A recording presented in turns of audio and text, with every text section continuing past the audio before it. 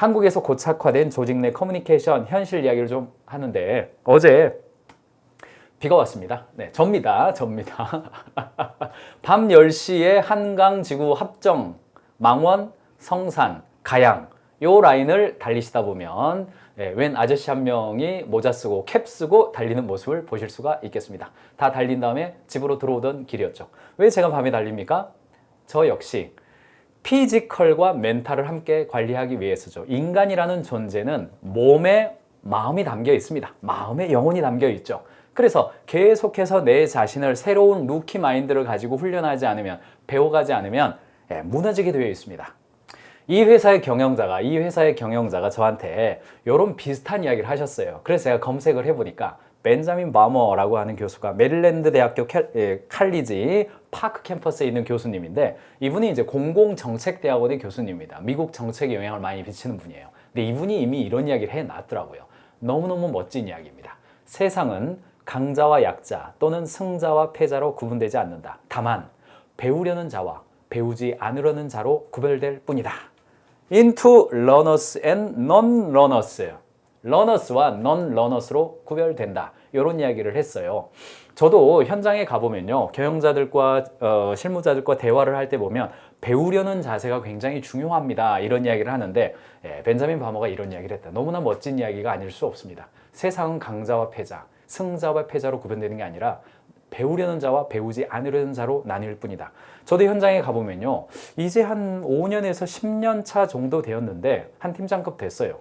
그런데 이 친구는 지금 30대 후반에서 40대 초반이고 앞으로도 그냥 엄청나게 많은 도전이 있고 호기심이 있어야 될 그런 정도의 시기에 이미 나는 이 영역에서 알 만큼 다 알았고, 뭐 그런 거는 우리 업계에는 안 맞고 우리 직종에는 안 맞고, 아이고 김경민 대표님이 아직 저희 산업을 모르셔가지고 그러는 것 같은데요, 그런 거는 저희랑 안 맞아요. 이렇게 이야기하는 분들도 가끔 보기는 합니다. 한편으로는 긍휼의 마음으로 보여지기는 하죠. 그래서 다양한 이야기를 통해서 성장 마인드셋 이야기를 함께 하기도 합니다. 이 캐롤 드웨 교수는 칭찬의 역효과라고 하는 책으로 우리나라에 알려졌는데요. 스탠포드 대학의 심리학과 교수이자 이 마인드셋의 저자이기도 합니다. 번역됐습니다. 세상 타인을 바라보는 두 가지 관점이 있대요. 그것은 뭐냐면 픽스드 마인드셋과 그로스 마인드셋입니다. 정해진 능력은 있고 노력해도 변화하지 않고 나의 현재의 상태는 과거의 결정에 의해서 이미 일어났으며 내가 더 잘하기 위해서는 주변의 환경이 달라져야지 내가 잘할 요소는 없다. 이만큼 하면 됐지 뭘 더 잘합니까? 이런 마인드셋이에요. 이런 마인드셋은 칭찬할 때도 어이구 똑똑하구나. 뭐 지적할 때도 네가 뭐 그쪽 사람들은 다 그래. 뭐 이런 식의 이야기를 한다는 이야기죠. 반대로 그로스 마인드셋은 뭐예요? 우리는 보다 나아질 수 있으며 이 과정을 통해서 보다 나은 단계로 반드시 발전할 수 있을 것입니다. 라는 믿음을 가지고 있어요. 환경은 결정되어 있고 나에게 주어진 것은 정해져 있지만 내가 어떻게 반응하느냐에 따라서 결과는 달라진다. 팀원들을 바라볼 때, 구성원들을 바라볼 때, 혹은 나의 경영자, 리더를 바라볼 때조차도 우리 리더도 현재 배워가고 있으며 지금의 상태보단 보다 더 나아질 수 있을 것이다 라는 믿음으로 바라본다는 이야기입니다. 그래서 오늘의 이야기는 커뮤니케이션 또는 대화, 화법 이런 이야기들을 후반부에는 해드리겠습니다만 잘 따라오시기는 바라되, 마인드셋이 지금 이 순간도 제 강연을 보시면서 마인드셋이 노력 여하에 따라서 얼마나 향상될 수 있으며 우리는 보다 나아지고 보다 나은 미래가 우리는 준비되어 있다. 함께 가자. 이 마인드셋으로 보시기 바랍니다. 성장 마인드셋 중에서 대표적인 사람 중에 한 명이 일론 머스크이죠. 뭐 그의 어렸을 때 이야기라든지 창업했을 때 이야기라든지 아마 뭐 들으셨을 겁니다. 그런데 테슬라 내의 커뮤니케이션이라고 해서 이게 노 핸드북이라고 하는 어떤 가이드북이죠. 회사 입사했을 때 일잘법 혹은 문화 캘린더 이렇게 우리가 이야기합니다만, 보세요. 기업 내에서 정보가 어떻게 흘러가는지에 대한 두 가지 학파가 있습니다. 학파라는 표현을 또 재밌죠? 단연코 가장 일반적인 방법은 명령체계인데 이것은 여러분이 항상 여러분의 관리자를 통해서 의사소통해야 된다는 것을 의미합니다. 이 접근 방식의 문제는 관리자의 권한을 강화하는 역할을 하지만 회사에는 도움이 되지 않습니다. 해당 부서의 담당자들이 서로 만나서 문제를 해결하는 것 대신 그 직원들은 그들의 상사에게 보고하고 그것은 다시 윗선에게 보고되어 한참 후에야 다른 부서로 넘어가게 됩니다. 이것은 엄청나게 바보 같은 행위입니다. 이런 일이 일어나도록 허용하는 관리자는 격려는커녕 머지않아 다른 회사에서 일하게 될 겁니다. 농담이 아닙니다. 예. Will soon find themselves working at another company. 네, no kidding이라고 해놨어요. No kidding. 우리가 일반적으로 어떤 조직이에요? 일반적으로 보면 실무자가 있고 팀장이 있고 관리자가 있죠. 근데 이 관리자 옆에 다른 관리자도 있어요. 그리고 여기에 팀장 또 있습니다. 여기도 팀장 또 있어요. 그리고 여기 실무자가 있어요. 여기에서 이렇게 가면 됩니까? 안 됩니까? 돼요? 안 돼요? 안 돼요. 이렇게 갔다 와야 돼. 이렇게 하지 말아라 이 이야기입니다. 조직 내에서 커뮤니케이션이 기본적으로 심리적 안정감을 확보하고 업무에 몰입해서 이 조직이 관리자 중심, 관리자에게 권한이 집중되어 있는 조직이 되지를 않고 사실은 여기에 뭐 누가 있어요? 고객 있잖아요.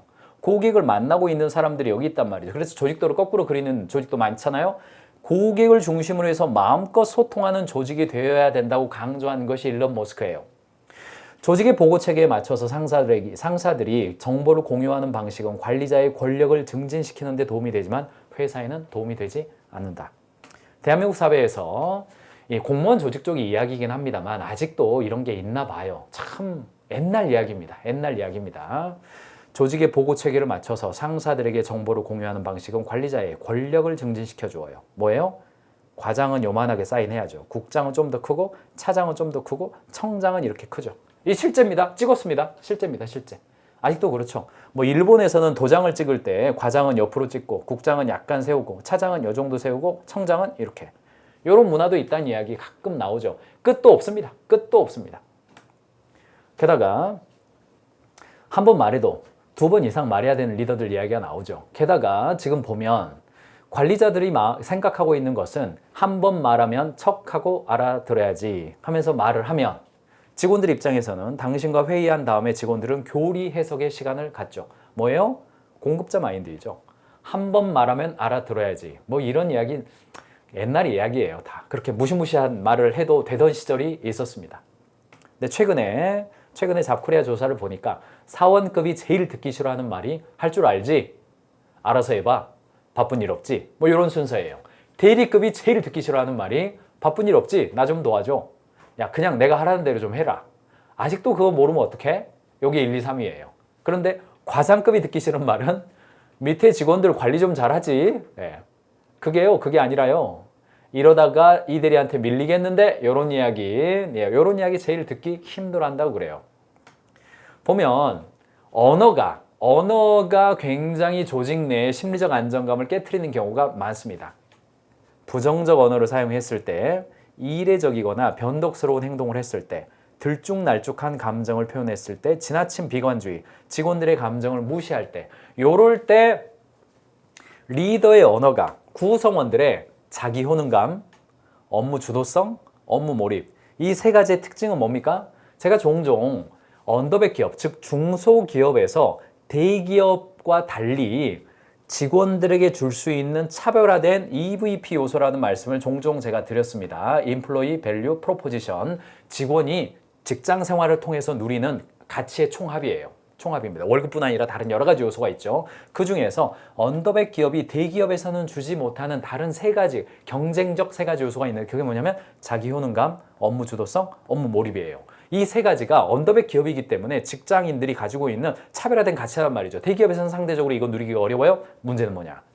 리더가 말로 그걸 다 죽여버려요. 그 정도밖에 못 배웠어? 아이고 이 정도는 2시간이면 해내야지. 일주일이나 걸렸어? 그 정도 가지고 뭐 잘했다고 목에 빳빳하게 힘 세우고 사나? 뭐 요런 그냥 말이죠. 눈치 주는 농담들. 관리자 입장, 팀장 입장에서는 그냥 농담인데 솔직히 실무자들의 입장에서는 눈치 주는 말이죠. 눈치 주는 말이에요. 아이고 주말이 좀 바빴겠네. 아이고 영화 볼 시간은 있나 봐. 네, 요런 거 있죠. 요런 거. 솔직히 현장에 가보면 종종 있습니다. 심리적 안정감을 구축하는 말투의 요소들이 있어요. 말투의 요소들이 가장 첫째가 뭐냐면 쉽게 말하도록 하는 겁니다. 쉽게 말해요. 김심을 모르고 최심을 모르고 박심을 몰라도 다이렉트로 이야기해 주는 겁니다. 서로 도울 수 있는 거죠. 내가 뭘 도울 거 없습니까? 어떤 부분이 힘들어요? 어떤 부분이 고민됩니까? 솔직히 현장에서 이런 질문 한참 안 해버리면 질문했다가 그냥 엄청나게 요구사항이 쏟아질까 봐 두려워서 말 못하시죠. 그러니까 쉽게 빨리빨리 이야기하는 거예요. 도전 권장하는 거죠. 시도 자체가 좋아요. 질문하면 아 굉장히 좋은 질문이네요. 이런 이야기, 다름을 환영하는 거, 새로운 관점 참 좋네요. 취약함을 드러내는 거, 아 잘 모르겠습니다. 아 도움이 필요해요. 제가 실수했네요. 이런 관점에서 이동을 쭉쭉쭉 해와 간다 이야기입니다.